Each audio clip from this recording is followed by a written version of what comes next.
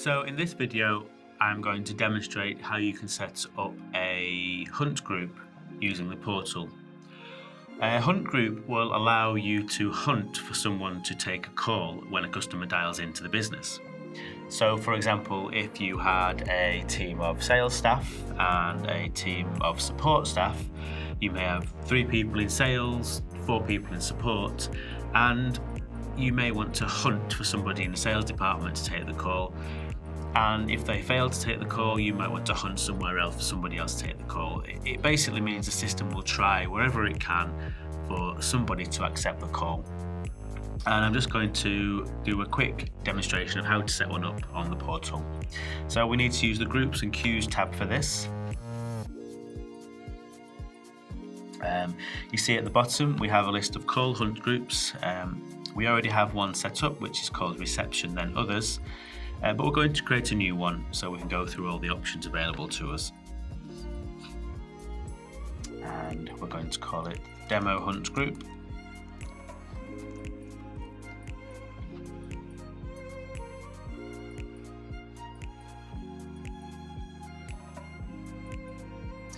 And as you can see, it's appeared at the bottom of the list of hunt groups. So each hunt group gets a list of settings, which I'll just go into now. You can change the name, as you can see, and we can also add an email recipient in case this hunt group should receive a voicemail. Now in the background, when we created the hunt group, it's created a voicemail box on the system. And this means that if you have a hunt group, as we have here, Demo Hunt Group, and we decide that we can't find anyone to take a call, we can send the call to the voicemail box for that hunt group. And when we do that, we need somebody to email the voicemail to. And by clicking here, we can add an email address. So for example, john@example.com. This means when a voicemail is received, it will email the voicemail with an MP3 attachment to john@example.com. Checkbox, yes, we want to attach the recording, and we can also transcribe the recording, so it will we can listen to the recording on the servers, and we can convert the voicemail into text and attach that to the email as well. So that's a useful option if you want to send a hunt group to a voicemail. We can also delete the hunt group, which we're not going to do here because we've not even configured it yet. So if we go into the Configure Hunting option, essentially what we have to do here is add a list of rules for the hunt group to go through. So we'll click New Rule and see what happens. Okay, so we have hunt group rule number 1, and all numbers in this rule will be called simultaneously before moving on to the next rule. So we have call extensions, and we can put in a list of extensions to call. And basically this means that when we enter this hunt group, we're going to call extension 2000, 2001 and 2002 at the same time for 10 seconds. And we can increase the duration of that call. So we can call them for 35 seconds and just wait for somebody to answer. If the people don't answer within 35 seconds, then we can create a new rule. And what we can say is, we could call an external number. So we could say, okay, we've tried our 3 internal extensions, no one's answered in 35 seconds, so we're going to add an external number. And as you can see here, you can fill in the external number. So a UK mobile, for example. And we can try the external number again for a number of seconds. So as you can see, it's called the hunt group for a reason. We keep hunting for somebody to accept this call for us. Other options we have available for our rules are we can call all. So for example, if we decided that we just wanted to call extensions 2000 and 2001 initially, we could then say, okay, those 2 people haven't answered the call, we can now call all the extensions on the system, which would include 2000 and 2001, but it would also add in 2002.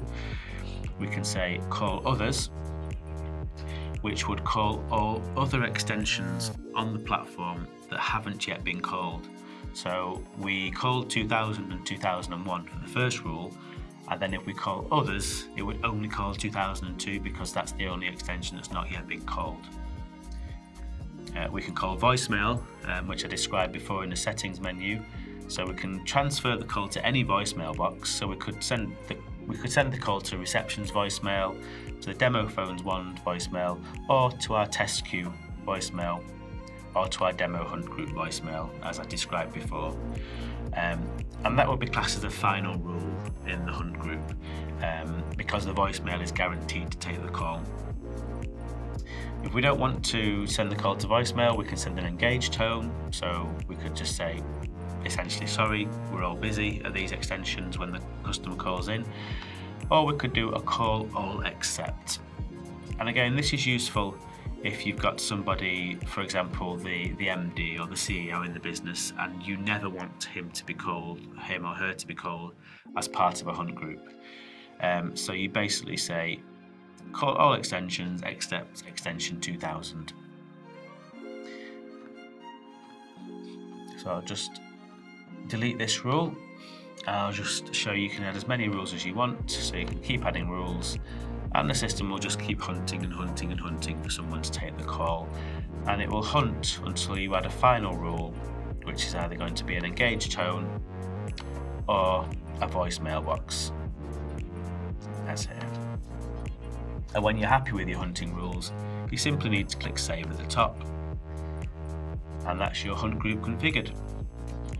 And once your hunt group is configured, it then becomes available to use for an external number. And as we've shown before in some previous videos, we can now route the call to our hunt group. So on weekdays, I'm going to send the call to my hunt group, my new one, demo hunt group, and I'm going to send it there between the hours of 9 o'clock and 5 o'clock. And again, this is something we've shown before.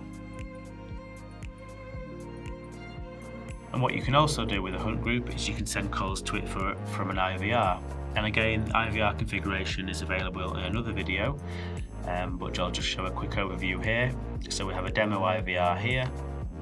We'll configure the IVR, and we now have an option. For example, digit press 3 will allow us to transfer to a hunt group, demo hunt group 6001. So by adding all these pieces into our system configuration, it allows us to access them from other areas of the system, and it allows us to build quite a comprehensive and complex system for our customers to access should we wish to. And that's how to configure a hunt group on the portal system.